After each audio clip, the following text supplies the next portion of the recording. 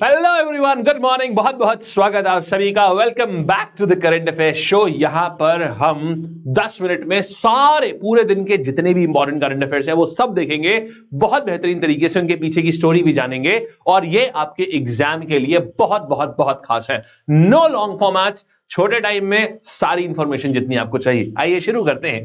पहली न्यूज हम देख रहे थे कि स्विट्जरलैंड ने हमारा मोस्ट फेवर्ड नेशन का दर्जा हटा दिया है। मोस्ट फेवर्ड नेशन, आखिरकार ये होता क्या है? देखो, होता ये है कि आप अगर कभी भी किसी कंट्री के मोस्ट फेवर्ड नेशन हैं तो आपको डबल टैक्स अवॉइड कर सकते हैं आप। इसका क्या अर्थ होता है? डबल टैक्स अवॉइडेंस अग्रीमेंट अपने आप लागू हो जाता है। इसका अर्थ क्या होता है? जैसे मान लीजिए मैं एक व्यक्ति हूं, मैं हूं तो इंडियन, लेकिन मैं काम कर रहा हूं यूएस में। तो अब क्या है, और मेरा इंडिया भी आना जाना रहता है खूब बढ़िया सा।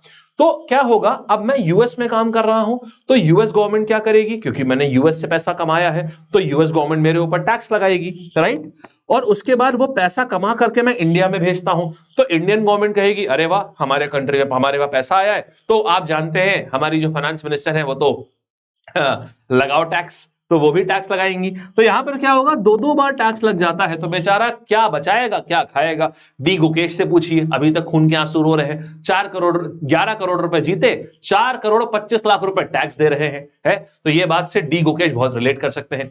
खैर, तो अभी क्या है, अगर आप मोस्ट फेवर्ड नेशन होते हैं ना तो आपको क्या करना होता है, आपको दो बारी टैक्स नहीं देना होता। आप अगर अपनी जो ये वाली कंट्री है जहां पर आप काम कर रहे हो, अगर आपने वहां टैक्स दे दिया है तो आपको इस कंट्री में टैक्स नहीं देना पड़ता। ये फायदा होता है, ठीक है? तो इसी प्रकार जितनी भी इंडियन कंपनीज थी जो कि वहां काम कर रही थी स्विट्जरलैंड में, वो क्योंकि इंडिया में ऑलरेडी टैक्स दे रही थी तो उनको स्विट्जरलैंड में टैक्स नहीं देना पड़ता था या फिर बहुत ही कम देना पड़ता था। यह फायदा होता है डबल टैक्स अवॉइडेंस अग्रीमेंट का, और ये सिर्फ तभी होता है अगर आप मोस्ट फेवर्ड नेशन होते हैं तो। अब क्योंकि स्विट्जरलैंड ने ये वाला मोस्ट फेवर्ड नेशन का जो टैग है वो हटा लिया है हमसे, तो अब इंडियन कंपनीज जितनी भी काम कर रही हैं 1 जनवरी 2025 से उनको स्विट्जरलैंड में भी टैक्स देना पड़ेगा और इंडिया में तो निर्मला ताई छोड़ेंगे नहीं, आप जानते हैं।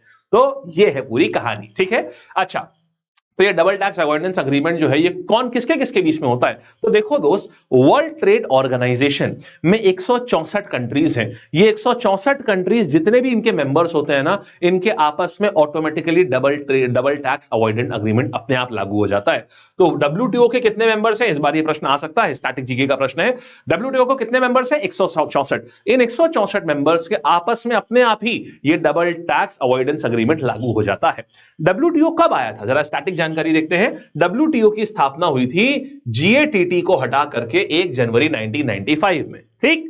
चलिए आगे बढ़ते हैं, अगला न्यूज देखते हैं। हम लोग क्या देख रहे हैं, 3 इंडियन महिलाएं हैं जिनको फोर्ब्स की 100 मोस्ट पावरफुल महिलाओं की सूची में शामिल किया गया है।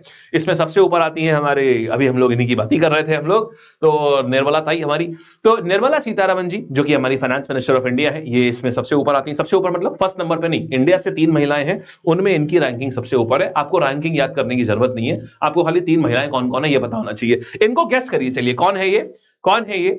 इनकी कंपनी का नाम है हिंदुस्तान कंप्यूटर्स लिमिटेड। आप कहेंगे ये कौन सी कंपनी, हमने तो कभी नहीं सुनी। अरे HCL है भाई, HCL। शॉर्ट फॉर्म के जमाने में हमने आपको जरा सी लॉन्ग फॉर्म क्या दी, आप परेशान हो गए। ये HCL कंपनी के चेयरमैन है रोशनी नाडर, और इसके बाद ये कौन है, किरण मजूमदार शॉ, ये है बायोकॉन कंपनी की चीफ।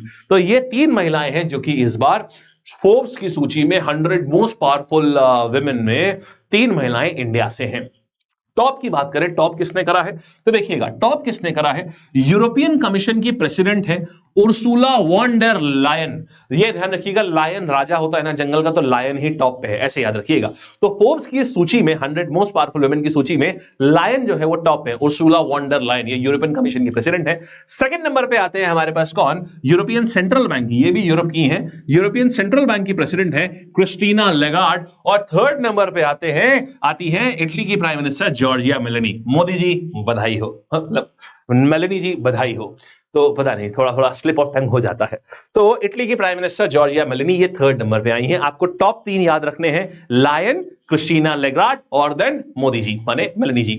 और उधर की तरफ कौन आ जाएंगे, निर्मला सीतारमण जी हो गई, और इसके बाद में किरण मजूमदार शॉ और रोशनी नाडर, बस खत्म कहानी।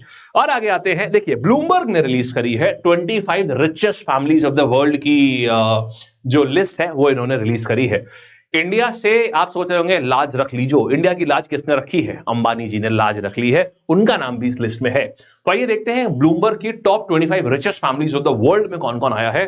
तो सबसे पहले तो देखिए हमारे वहां से अंबानी जी कौन से नंबर पे आए, अंबानी जी 8वें नंबर पे आए हैं, 8th नंबर पे आए हैं अंबानी जी। और फर्स्ट नंबर पे कौन आया है, वॉल्टन फैमिली। वॉल्टन फैमिली कौन है, आपने वॉलमार्ट ग्रुप का नाम सुना हुआ है, इंडिया में, मतलब इंडिया में क्या, बैंगलोर में तो है वॉलमार्ट फ्लिपकार्ट के साथ। वॉलमार्ट वैसे नहीं है जैसे वॉलमार्ट स्टोर्स यूएस में होते हैं ना, इंडिया में उस तरीके से वॉलमार्ट नहीं है, परमिशन नहीं मिली थी वॉलमार्ट को।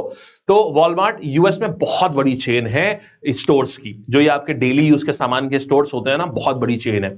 तो ये सबसे अमीर फैमिली है वॉल्टन फैमिली। इसके बाद अल नायान यूएई के ये वाली फैमिली है, royal family of UAE, royal family of कतार। फिर हर्मीज जो बेल्ट आती है, इनकी बेल्ट आती है 70,000 रुपए की, 1 लाख रुपए की बेल्ट। आप देखेंगे ऐसा एच बना होगा, ठीक है, ऐसा एच बना होगा, और ये बेल्ट आपको बहुत सारे लोगों को मिलेगी और बहुत सारे लोगों के ऊपर आपको मिलेगी। इनफैक्ट ये बकल नहीं होगा, सिर्फ ऐसा एच बना होगा बड़ा सा। तो ये हर्मीज की बेल्ट होती है, ये उसी लग्जरी ग्रुप है, ये हो गया। फिर आपका ऐसे करते करते अंबानी जी जो है ये 8वें नंबर पे आ रहे हैं। इंडिया से 2 लोग जो है वो इस लिस्ट में है, अंबानी जी की फैमिली और एक शापूर जी पोलोनजी मिस्त्री, इनकी फैमिली। ये 2 फैमिलीज हैं, शापूर जी पोलोनजी ग्रुप ये, और ये 23rd नंबर पे है, और अंबानी जी 8वें नंबर पे है।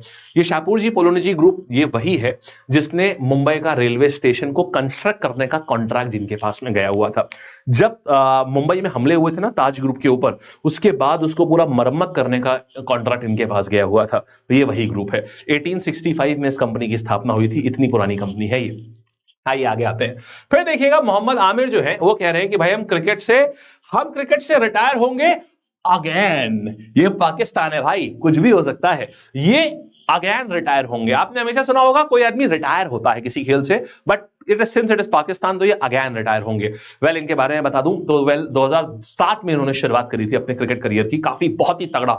2007 में जैसे ही आए थे पूरा इन्होंने हर तरफ एकदम बिल्कुल आमिर आमिर आमिर नाम हो गया था, क्योंकि गजब के गेंदबाज थे ये।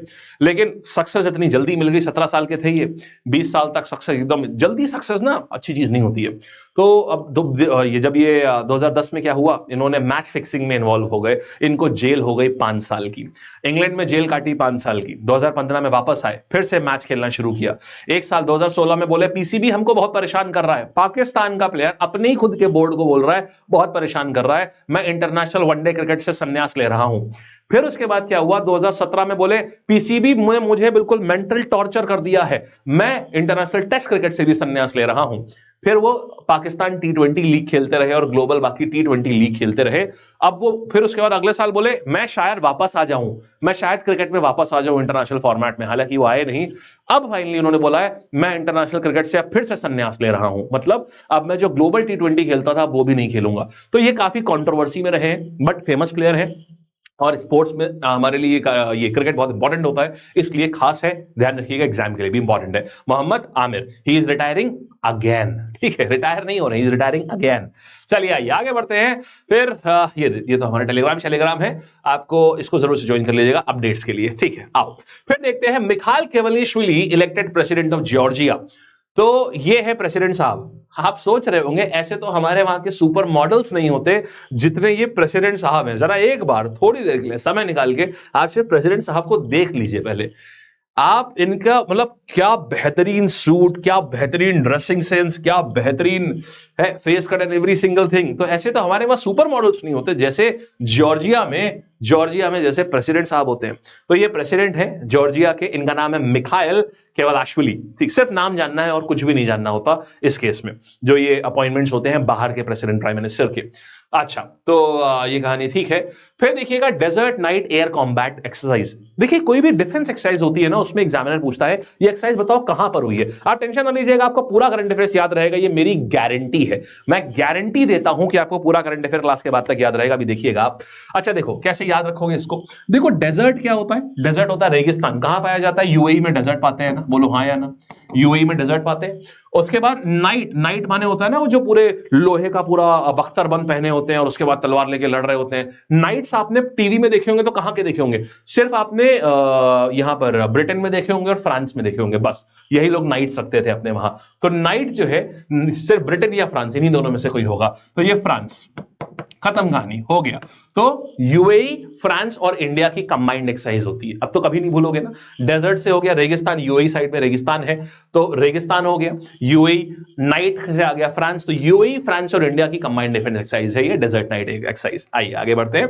तो ये डेजर्ट नाइट हो गई है ये।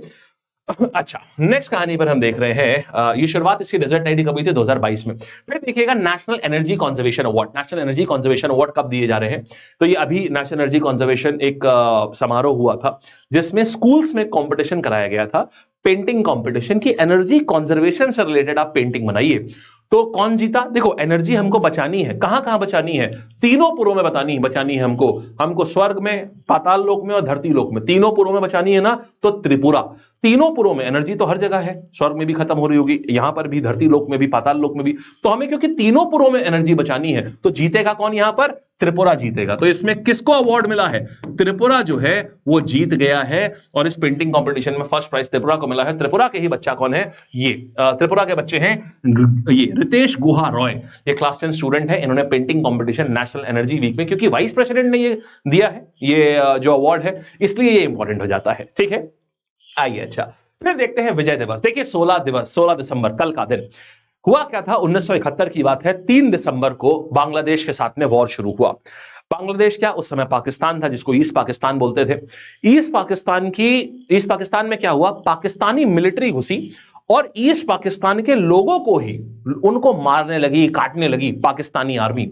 उसके बाद क्या हुआ, अब वो त्राही त्राही करते हुए उन्होंने भारत से मदद मांगी। भारत ने अपनी सेना भेजी, साथ ही में बांग्लादेश की सेना, जिसको मुक्ति बाहिनी कहते थे, मुक्ति बाहिनी के साथ में मिलकर के इंडियन सेना ने वहां पर फाइट लड़ी पाकिस्तान के साथ में, और पाकिस्तानी सेना को बाहर खदेड़ा। मात्र 13 दिन के अंदर पाकिस्तानियों को घुटने पे लेके आ गए। और 16 दिसंबर 1971 में पूरी पाकिस्तानी फोर्स ने, जनरल नियाजी हुआ करते थे उस समय पाकिस्तानी सेना के कमांडर, उन्होंने सरेंडर किया था। और आपको ये बता दूं 93,000 सैनिकों ने, पाकिस्तान के 93,000 सोल्जर्स ने सरेंडर किया था। यह वर्ल्ड वॉर 2 के बाद सबसे बड़ा सरेंडर था पूरी दुनिया का।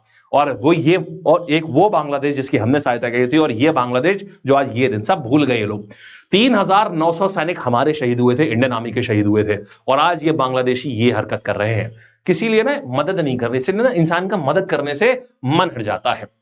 तो 16 दिसंबर को जो हमारी ये विजय हुई बांग्लादेश के ऊपर, ईस्ट पाकिस्तान के ऊपर, जिसका नाम बाद में फिर बांग्लादेश पड़ा, इसीलिए हम लोग विजय दिवस हम लोग मनाते हैं। समझ गए, ये है विजय दिवस 16 दिसंबर वाला। कारगिल विजय दिवस होता है वो अलग है, ये 16 दिसंबर वाला विजय दिवस है। चलिए ठीक है, अब देखिएगा आप सारे सवाल देखते हैं, बहुत तेजी से करेंगे, देखिएगा आप लोग सारे आंसर करिएगा। स्विट्जरलैंड ने विड्रॉ करा है इंडिया से कौन सा status, SAARC membership, most favoured nation, UNO का, ओईसीडी का। आंसर मेरे पास क्या आएगा, जल्दी जल्दी से बोलिएगा, मोस्ट फेवर्ड नेशन, राइट। आगे बढ़ते हैं। Headquarters of WTO, world trade organisation के हेडक्वार्टर्स कहां पर है, जेनीवा, न्यूयॉर्क, ब्रसेल्स, पेरिस। ये एक सवाल मैंने डाला है आपके लिए, जिसको मैं चाहता हूं आप ही करें, और ये सवाल आएगा HW होमवर्क। मैंने ये सवाल पहले भी बहुत बार बताए हैं। वर्ल्ड ट्रेड ऑर्गेनाइजेशन का हेडक्वार्टर्स कहां है, मैंने को सारे लोगों से आंसर चाहिए, ऑफलाइन कमेंट सेक्शन में जरूर बताइएगा। Question number 2 is your homework question. आइएगा, DTAA, double tax avoidance agreement का जो ऑब्जेक्टिव है वो क्या है, इंपोर्ट ड्यूटी कम करना, कंपनीज को डबल टैक्स से बचाना, टूरिज्म बढ़ाना, या ट्रेड अग्रीमेंट्स बनाना। इसका आंसर सिंपल है यार, option number B is the right answer. फिर कितनी इंडियन महिलाएं हैं जो फोर्ब्स सूची में अभी शामिल हुई हैं, तो ये 3 महिलाएं कौन कौन सी, Nirmala Sitharaman, then Roshni Nadar and then Kiran Mazumdar Shaw, Biocon की। ठीक है, आंसर आ गया। फिर देखिएगा रैंक फर्स्ट कौन आया फोर्ब्स लिस्ट में, तुरंत अपने दिमाग में एकदम खट से आंसर दीजिएगा।